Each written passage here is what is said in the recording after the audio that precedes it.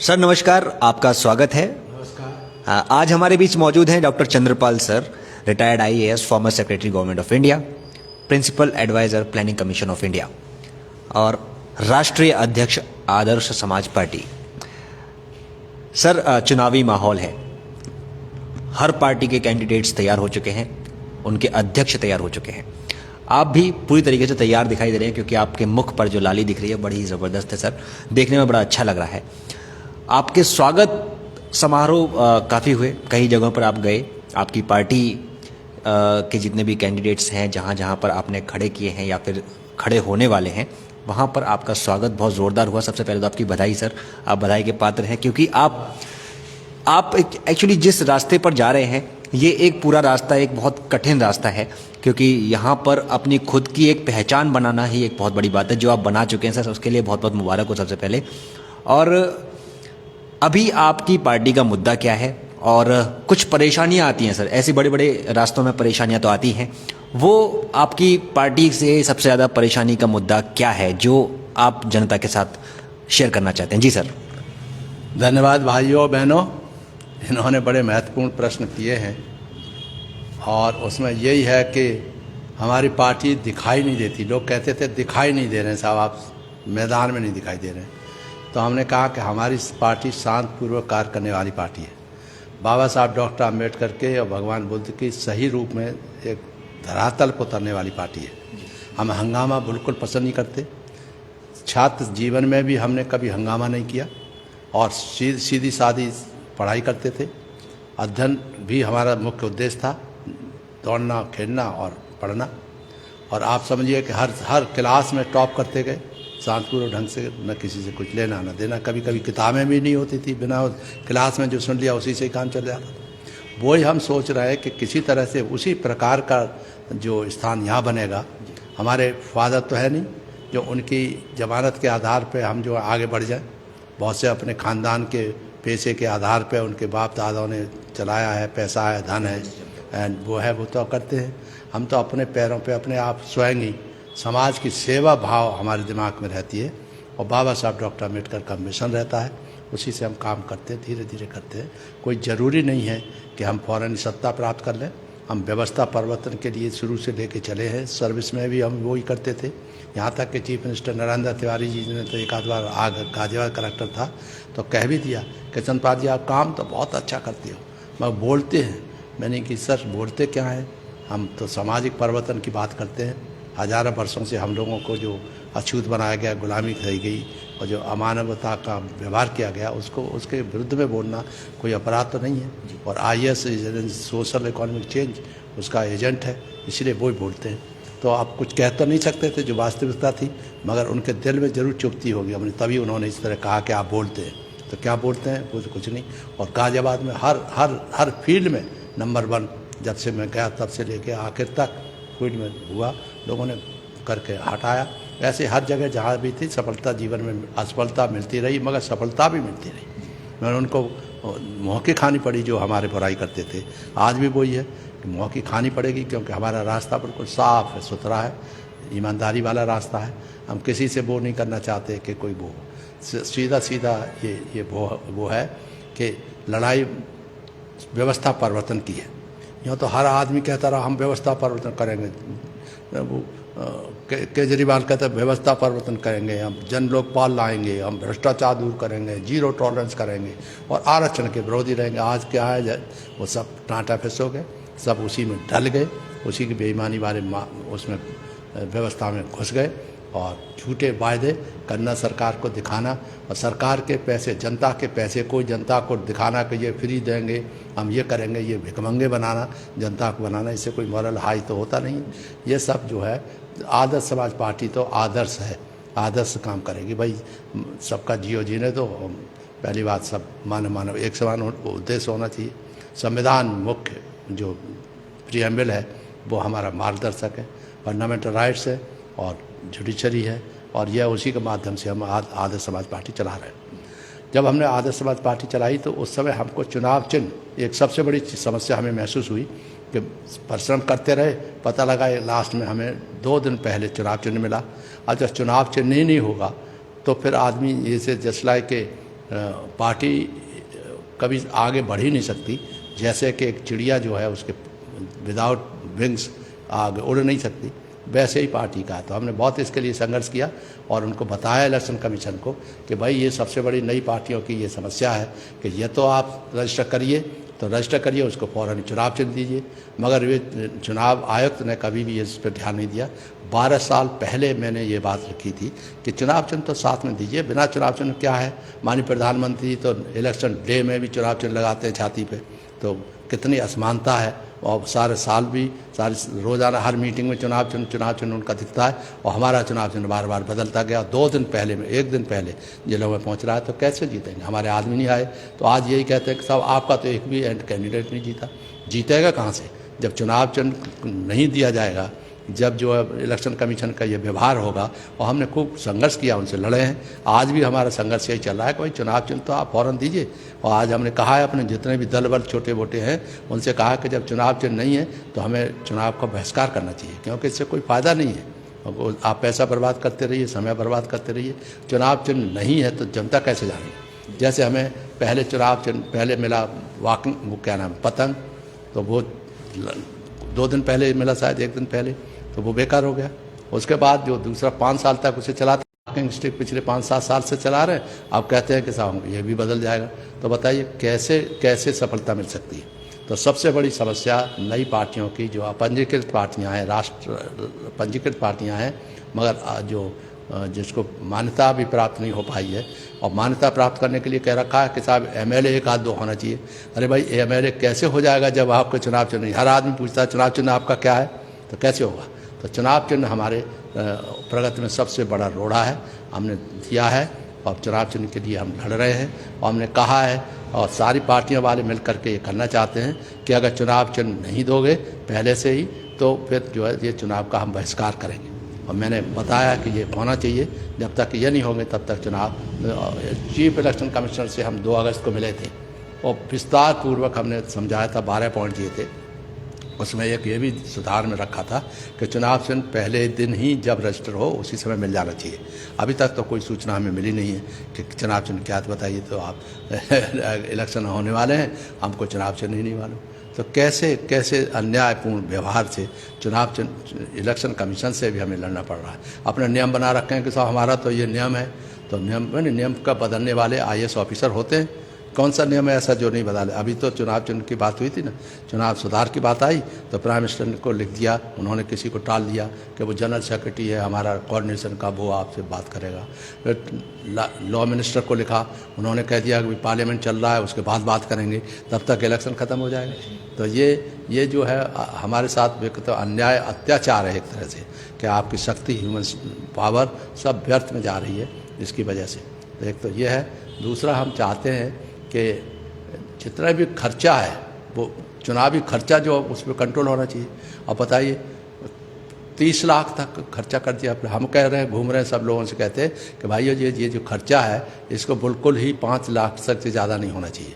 5 लाख भी बहुत है, उसमें गरीबों की नुमाइंदगी कैसे हो पाएगी? जब चुनाव आप इतना बड़ा करोगे तो गरीबों की भागीदारी कैसे हो? और बिना भागी वैसे तो कहेंगे माननीय प्रधानमंत्री सबका साथ, सबका विकास, सबका विश्वास, मगर विश्वास आप लूटोगे कैसे? है इसलिए क्योंकि जब आप समानता का व्यवहार इलेक्शन में ही नहीं करने दोगे तो कैसे होगा? तो ये सब बातें हैं। आप ये तो कह रहे हैं कि इन्होंने तो मंत्री बना दिए भाजपा ने, घर घर गांव जा रहे हैं, सरकारी खर्चे से जा रहे हैं। तो ये तो अन्यायपूर्ण व्यवहार है, ये समानता नहीं है, असमानता व्यवहार है। ये अपना प्रचार पूरा कर लेंगे। अब फिर उसके बाद कह रहे हैं कि अब कोरोना आ रहा है। तो इनको अगर ये डर लगा हुआ है कि हो सकता है कि हम जीत नहीं पाएँ, तो कोरोना आया, तो ये सब मामला मेरा दिमाग कहता है कि ये हो सकता है कि इलेक्शन पोस्टपोन करने की एक रणनीति बन रही हो। और बहुत बड़ा अगर कोरोना ज़्यादा बढ़ गया तो हो सकता है चुनाव आयुक्त ने कह तो दिया है निष्पक्षता से कि चुनाव होगा, मगर अभी भी मुझे शंका है कि अगर ये कोरोना जिस तरह से केस बढ़ रहे हैं तो कहीं चुनाव पोस्टपोन न हो जाए। मैं तो चाहता हूँ कि जो सही है, जब ये हो रहा, महामारी बढ़ रही है, तो चुनाव काहे का चुनाव? जब जान ही बचने वाली शंका दिखाई देती है, लोग घबराए हुए हैं, भयभीत हैं, गुंडागर्दी से भयभीत हैं कि गुंडागर्दी जिसके अभी एक महिला, हमारी बहुत प्रगतिशील महिला है, उसके हस्बैंड को गोली मार दी मुरादाबाद में, तो डेथ हो गई। तो ये असुरक्षा की भावना जो भयभीत है, उससे बहुत ज़्यादा डर है। लोग निकलते नहीं हैं, लोग बोलते नहीं हैं। ऐसा लगता है जैसे शमशान घाट पर बैठे हुए शांत पूर्वक हो रहे हैं। किसी भी जाए, मैं कल उरई में गया था, 300 किलोमीटर चल के 300 किलोमीटर वापस आया, वहाँ लोगों से बातचीत की, तो सब डरते हैं, ऐसा लगता है डर रहे हैं, भयभीत है। तो ऐसे भयभीत वाला वातावरण प्रजातंत्र का बना दिया इन्होंने। और एक एक टॉपिक पर ले लिया जाए, हमारा राजधानी अपराधीकरण बंद हो। इन्होंने सारे अपराधी, जितने भी अपराधी हैं, वो सब अपने झोली में ले लिए हैं, सबको अटैक कर लिया, क्योंकि वो डरे हुए हैं कि ये नहीं करेंगे तो पिटवा देंगे, जेल भिजवा देंगे। तो एक अपराधी डरे हुए हैं, वो इन्होंने अपने साथ ले लिया, उनको दिखाने के लिए भय, और भय पैदा हो रहा है इससे। दूसरा, राजनीतिक अपराधीकरण बंद हो तो उल्टा हो रहा है इसका। अपराधियों में कोई टिकट मिलेगी देख लें, जबकि सुप्रीम कोर्ट ने ऑर्डर कर दिया है कि अपराधी नहीं लेने चाहिए, अपराधी नहीं जाने चाहिए, मगर मानेंगे नहीं, अपराधी जरूर करेंगे। तो हमारी आदर्श समाज पार्टी क्या करेगी कि जहाँ जहाँ अपराधी हैं उनकी लिस्ट बनाएगी और उन अपराधियों के खिलाफ जरूर जाके भाषण देगी, जरूर बताएगी कि ये अपराधियों से ही समाज अपराधी में युक्त हो गया है। ज़्यादातर अपराधी दिखाई देते हैं पार्लियामेंट में, असेंबली में। जब 80% जो लोग अपराधी होंगे और फिर भ्रष्टाचारी होंगे, तो वो कैसे, क्या देश बनेगा, कैसे समझेगा? सब झूठे वायदे, झूठे प्रचार, झूठे वो फाउंडेशन, झूठे वो करना, ये है। इससे देश नहीं बनता, इससे समाज नहीं बनता। ये ठीक है, आर्थिक रूप से उन्नति दिखाई दे रही है, बहुत अच्छा है, नरेंद्र मोदी बड़ा विकास काम कर रहे हैं, मगर वो रुपया तो कहीं से न कहीं से आया ना। पहले भी हो सकता था, पहले भी हुआ है काम, मगर उस समय शुरू में इतना पैसा नहीं होता सरकार के पास। जब आज़ादी हुई थी तो कितना क्या था, कुछ भी तो नहीं था। तो धीरे धीरे यहाँ तक बढ़ गया। अब अचानक एकदम के कहने लगो किसी ने कुछ नहीं किया, हम ही कर रहे हैं, हम ही कर रहे हैं। माननीय होम मिनिस्टर हैं, वो कहते हैं 0 टॉलरेंस ऑफ करप्शन। हमने कहा ये तो हमारा नारा है, 0 टॉलरेंस ऑफ करप्शन हमने कहा। माने जो अपराधीकरण, 0 टॉलरेंस ऑफ अपराधीकरण। तो ये दोनों गुणों को देख लो, भाजपा में दोनों ही गुणों उपलब्ध हैं। 0 पर 100% अपराधीकरण, 100% की जगह 85% समझ लो भ्रष्टाचार। इतने धन कुबेर निकल रहे हैं, इतने धन मिल रहे हैं लोगों के पास, ये कहाँ से मिल रहे हैं? बिना राजनीति में अपराधियों के, बिना भ्रष्टाचार के, बिना ऊंचे लोगों की सह से ये इतना संभव हो सकता है क्या? हमारी आदर्श समाज पार्टी भाइयों बहनों, समझ लीजिए कि ये देश के हित के लिए बात कर रहा हूँ। देश अगर लुटेगा तो ऐसे लोगों से लुटता रहेगा, कुछ नहीं कर पाओगे। संविधान को भी लोग खतरे में डाल रहे हैं, इसको देख लीजिए। वैसे भी देखते हैं कि जो संविधान के विरोध में है वो खूब बोलता है, उसी को संरक्षण दिया जाता है। और लखीमपुर खीरी का मामला ही देख लीजिए, उसके लड़के को तो अब चार्जशीट लगी है, और जो फादर जो उसमें हिस्ट्री शीटर रहा है, उसको सब कुछ रहा है, मंत्री बना हुआ है। कैसे हो सकता है? क्या संभव है? क्या सुधार हो सकता है? तो कभी तबीयत होती है हमारी कि हम बिल्कुल छोड़ दें और कोई ज़रूरत नहीं है। जैसे समाज चल रहा है चलता रहे, कोई सुधार समाज लाना नहीं चाहता। सब धर्म के नाम पर धर्मांधता है। वही हिंदू मुस्लिम के बारे में वही बातें चलती रहती हैं। पहले तो इन्हीं लोगों ने मुसलमान भाइयों को इनवाइट किया देश में, अब कहते हैं सब हिंदू एक हो जाएं। कभी सूकाज के लोगों को हिंदू माना नहीं है, बिल्कुल अछूत रहे। अब चिल्लाते रहते हैं कि वातावरण बना हुआ है, भय का वातावरण बना हुआ है। जिससे आदर्श समाज पार्टी सबसे लड़ेगी और संघर्ष कर रही है और करती रहेगी। और हर हालत में जो राजनीतिक अपराधीकरण, भ्रष्टाचारी लोग जो हैं वो पार्लियामेंट में नहीं पहुंचेंगे, असेंबली में नहीं पहुंचेंगे। ये मेरा जनता को वादा है वाले हैं। यानी कि ये भी आप बता दीजिए कि कहाँ पर हो सकता है कि आपके जो कैंडिडेट्स हैं वो मौजूद होंगे। देखिए, ऐसा है, अभी तक तो जिनसे बात करते हैं वो कहते हैं सब पैसा चाहिए, धन चाहिए। अभी तो बड़ा मुश्किल है बताना। हालांकि हमने बताया ना, झांसी डिवीज़न में ज़्यादातर कैंडिडेट्स हमारे तैयार हैं, और वो बस धन की बात है। धन हम कहते हैं भाई हमारे पास धन नहीं है, तुम अपने पास से लगाओ, और इतना हो सकता है हम उनको लिटरेचर वगैरह उपलब्ध कराएंगे और हम प्रचार करने जाएंगे। तो ऐसे ही है। ऐसे ही आपका बुंदेलखंड में, उसमें गाजियाबाद के आसपास के जिलों में, क्योंकि हम वहाँ डीएम रहे, बड़ा नाम है हमारा। ऐसे मुरादाबाद में कुछ लोग हैं, ऐसे जो लखनऊ के आसपास तो हम इतना काम किए हैं कि हर के। दूसरा एक खास बात यह है हो रही है कि चमार जात के लोग हैं, उनको बड़ा धमकाया गया, उनको इतना इग्नोर किया गया है कि कोई भी चमार को टिकट देना पसंद नहीं करती। बहुत कम जो है चमार को टिकट मिलती है। कारण है कि वो समझते हैं कि मायावती चीफ मिनिस्टर रही हैं तो इनका बहुत ज़्यादा इन्होंने धन कमाया, जबकि वास्तव में चमार की स्थिति बहुत पतली हो गई है। दूसरे लोग तो खूब कमाया, खूब धन लूटा, सब कुछ है, और इनको जो चमारों को इग्नोर किया गया है। उदाहरण के लिए मैं सीतापुर अभी मैं बात कर रहा था लोगों से, तो एक भी वहाँ पर तैयार नहीं हो पा रहा क्योंकि बेचारे गरीब हैं। तो हमने कहा सरकार इसको जो चुनाव लड़ना चाहते हैं, भावना है उनकी, तो सरकार उन पर खर्चा करे और सरकार खर्च करना पड़ेगा क्योंकि इन्होंने अपने लिए तो बड़ा बना रखा है, इलेक्टोरल बॉन्ड्स बना लिए, प्राइम मिनिस्टर्स कोर्स बना दिए, जिससे कि वो होता है जब तक हमारे लोगों के लिए चुनाव लड़ने तक के लिए पैसा नहीं होगा तो कैसे होगा। एक हमने और बात कही कि आप जो है सबके साथ लेकर के एक कैंडिडेट से एक कंस्टिट्यूंसी में हो, उन सब से बुलवाइए सामने जनता के, जिससे मालूम पड़े कि कौन कितना विकास के लिए है, क्या उसके फायदे क्या है समाज के साथ। तो वो कराना बहुत ज़रूरी है इलेक्टोरल रिफॉर्म्स में। शायद उन्होंने मान लिया है कि इलेक्टोरल रिफॉर्म्स में चुनाव सुधार में एक पॉइंट ये आ गया है। दूसरा हमने कहा कि फर्जी बनाते हैं तो इसके लिए आप जो है वो करिए, क्या नाम है अपना, आधार कार्ड से लिंक करिए वोटर लिस्ट को, तो वो भी वॉलंटरी कर दिया। जैसे करना चाहे करें, नहीं करना चाहे नहीं करें। तो ज़्यादातर लोग उसे जो वॉलंटरी अगर करेंगे तो जो चोर किस्म के लोग होंगे, जो ज़बरदस्ती वोटिंग में नाम बढ़ाते होंगे, वो तो वॉलंटरी मानेंगे, तो उनका धंधा तो रुकेगा नहीं। तो इसको अधूरा सुधार हुआ, ऐसे नहीं हुआ। तो ये जो ईमानदार पार्टियों का मैं अनुरोध करना चाहता हूं कि सब इकट्ठी होकर के चुनाव सुधार के लिए लड़िए, चुनाव सुधार करवाइए।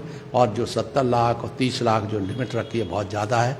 और जितने भी रैलियां होती हैं, चाहे चुनाव घोषणा होने से पहले या घोषणा होने के बाद या रिजल्ट निकलने के बाद घोषणा होती हैं, ये सब काला धन है, ये जो बेईमानों का धन है, इस पर प्रतिबंध लेना चाहिए। और माननीय सुप्रीम कोर्ट से अनुरोध है, जिस तरह से आपने हमारे भी कई बार लिखा आपको ईमेल के माध्यम से और आपने माना, राजनीतिक अपराधीकरण से सारे समाज जो अपराधी होता चला जा रहा है, इस पर आप बैन करिए, सख्ती से बैन करिए, तभी आप इसको करेंगे। केवल आदेश पारित करने से सुप्रीम कोर्ट की इमेज नहीं बढ़ेगी। तो इमेज बढ़ेगी जब आप डंडे के बल पे से हर हालत में क्रिमिनल्स को किसी भी हालत में आप इलेक्शन नहीं लड़ने देंगे, तब इनको महसूस होगा कि समाज सुधार होगा और व्यवस्था परिवर्तन होगा, जो आदर्श समाज पार्टी का उद्देश्य है। जय भीम, जय भारत। सर, अभी तक तो ये आपने पूरी जो राजनीति अपनी आपकी जो भी राजनीति जो पॉलिटिकल मुद्दे थे उस पर बात की है, लेकिन अब आगरा की बात करें क्योंकि अभी हम आगरा पृष्ठभूमि पर हैं, इस वक्त आगरा पे मौजूद हैं। आगरा में बहुत सारे ऐसे जैसे कि चौक हैं, कुछ ऐसे सारे कई जगहों पर चौक का निर्माण किया गया, कई जगहों पर जैसे कि फरसे लगवाए गए हैं जो कि परशुराम चौक के नाम पर, और वहाँ पर ये कहा गया कि ब्राह्मण बाहुल्य क्षेत्र है, ब्राह्मण ही यहाँ पर राज करते हैं और आगे चलकर ब्राह्मणों का ही पूरा राज होगा यहाँ पर। इस तरह की बातें बहुत चर्चा में रहीं। इस बारे में आप क्या कहना चाहेंगे कि क्या ये सही है? एक्चुअली ये जो बात है, ये बात सही है कि ब्राह्मण ही भूदेव है, ब्राह्मण की सारी संपत्ति है, ये तो मनुस्मृति कहती है, चिल्लाते रहे हजारों वर्षों से। आज जो ब्राह्मण समझता है कि मंडल आयोग लागू होने के बाद बीपी सिंह ने इनकी कमर तोड़ दी, ब्राह्मणवाद की कमज़ोर कर दिया, मगर वास्तव में कमज़ोर नहीं है। अब कमज़ोर नहीं है तो उसमें सारी पार्टियों में इधर उधर घूम रहे हैं, और फिर अब कुछ नहीं है तो पुराना ऐतिहासिक जो काल्पनिक हों चाहे कैसे भी हों, उनको निकाल करके वो कर रहे हैं। जैसे परशुराम की बात है, परशुराम के बारे में जो कहानी सुनी गई है वो कोई ऐसा तो नहीं लगता कि बहुत अच्छी कहानी है। अपने बाप को भी वो कर दिया, बाप ने उसको सिर काट दिया, फलाना कर दिया, ये सब बातें हैं।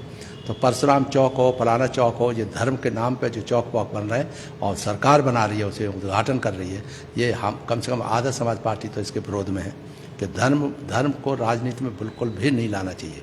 धर्म के आधार पर कोई राजनीति नहीं होनी चाहिए। राम है, सबके दिल में रहते हैं, दिल के जिसके राम है। जैसे आपने वो थे प्रसिद्ध कवि हमारे रविदास जी, उन्होंने कहा मेरा राम दशरथ सुत नाही, मेरा राम अंतःकरण में बसत है। तो ये सब सारी पाखंड अंधेरपन दूर हो जाता है अगर यही आदमी विश्वास करने लगे तो ये ठीक है, जो कर रहे हैं उनकी पावर है। जैसे चाहे ब्राह्मण आज जो चाहता है वो ब्राह्मण है, ठाकुर हैं, और क्या कर रहा है, सब उन्हीं जातियों के बीच में सब बट रहा है। यहाँ तक कि IAS ऑफिसर्स जो बनते थे इम्पार्शलिटी से, वो भी ख़त्म करके लेटरल एंट्री से IAS बन रहे हैं। तो लोगों ने कहा कि साहब ये क्या हो रहा है, IAS भी अब ऐसे ही बनने लगे तो फिर देश कहाँ चलेगा, कैसे राष्ट्रीय एकता अखंडता रहेगी। ये बात सही है।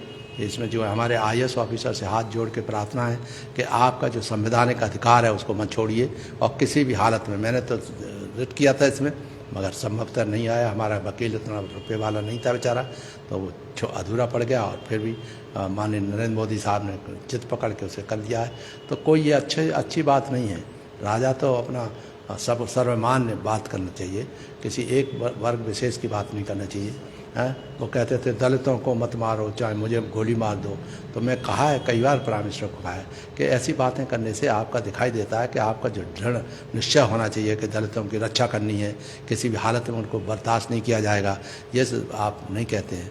और फिर आप जो कहते हैं मत मारो, मुझे मार दो, तो कौन जानते हैं आपके कौन प्राइम मिनिस्टर को गोली मारेगा और फिर क्यों मारेगा? क्या प्राइम मिनिस्टर देश के गोली मारने क्या सवाल है? तो प्राइम मिनिस्टर को ऐसी चीज़ों में बहुत ज़बरदस्त तरीके से वो करना चाहिए। मगर होता क्या है, माननीय प्रधानमंत्री ने जितने लगा रखे हैं वो सब ब्राह्मण हैं। उन्होंने यूपी में एक भेजा सेक्रेटरी MSME, वो ब्राह्मण है, उसको जो है BDC बना दिया। हम यहाँ बैठे हुए हैं, हम जाटव हैं, तो हम तो बेकार हैं, एडमिनिस्ट्रेशन चला ही नहीं सकते। सबसे टॉप का एडमिनिस्ट्रेशन हमने चलाया है। आज भी MSME चिल्ला रहे हैं, वो जीरो टॉलरेंस और फलाने साल सिद्धांत हमारे हैं। सुकाश सब प्लान उन्होंने ख़त्म करना था, प्लानिंग कमीशन ही ख़त्म कर दी। तो सुकाश का जो हक था वो छीन लिया। संविधान को धीरे धीरे ख़त्म कर रहे हैं, वो भी एक लोगों को दिल में बसता है। सारा प्राइवेटाइजेशन हो रहा है, तो प्राइवेटाइजेशन का मतलब है उनको सारी जॉब्स हो, वो कुछ नहीं है। हमने सजेशन दिया, उसमें कोई चिंता नहीं है। तो इसलिए माननीय प्रधानमंत्री को मैं हर बात में जिम्मेदार समझता हूँ, क्योंकि वो हों, उनके जो कैबिनेट हो जो समझदार जो समझती है, उनको सोचना चाहिए कि हर आदमी इस देश का वासी है, हर जात धर्म का निवासी इसका यहाँ का उसका हक है, उसका अधिकार है कि उसको भी न्याय मिले, उसकी भी भागीदारी मिले। हर चीज़ में भागीदारी होनी चाहिए। संपत्ति क्या है? सुकाश के लोगों के पास मुश्किल से 3% छोटी इंडस्ट्री में वो है। एक डिक्की टाइप के किसी आदमी को प्रमोट कर दिया है, वो मालदार हो गया 400-500 करोड़ का, तो समझने लगे सारा देश उसका हो गया। सारे सुकाश ऐसे ही है, जबकि खाना तक नहीं मिलता सुकाश के लोगों को। अभी आप देखिए यहीं पे आगरा के लोगों को मैंने देखा है कि जाटव जो है तो जो चमड़े बमड़े का काम करते थे, जूते बनाने काम करते थे, वो जूते बनाने का काम तो करते हैं मगर बड़े बड़ी फैक्ट्रियों में करने लगे, तो उनका बहुत बड़ा शोषण होता है। और जो अपने बनाते थे पहले पकड़ लेते थे, हमने कहा आइडेंटिटी कार्ड इनको दो, तो आइडेंटिटी कार्ड मिलने लगा तो उससे अब GST बढ़ा दी। अब जूते बनाने वाले एक तो इतना छोटा काम करते हैं, उसके बाद GST और बना दी, तो वो क्या है, मगर GST उनके जो बड़े बड़े इंडस्ट्रियलिस्ट हैं, जो मालदार हैं, जो चमड़े से कोई लेना देना नहीं है, वो तो अरबपति है। और जो गरीब है, चमार है, जाटव है, तो वो बेचारे जो जूते वूते बनाते हैं उनका तो बहुत ही शोषण होता है। तो ये जो बातें हैं, ये देश को एकता अखंडता बरकरार करने के लिए नहीं है, ये भाईचारा बढ़ाने वाली नहीं है। ये जो सबको समानता का अधिकार, लिबर्टी, इक्वलिटी, फ्रेटर्निटी वाली बात है, वो नहीं है। इसको आदर्श बनाने के लिए हम चाहते हैं कि हमारी आदर्श समाज पार्टी इसमें संघर्ष करे। और संघर्ष करने के बाद यही है, लोग कहते हैं फिजिकल संघर्ष करें, सड़कों पर उतरें, तो सड़कों पर उतरने के लिए बाबा साहब ने मना किया था कि हम एनार्की नहीं पैदा करना चाहते।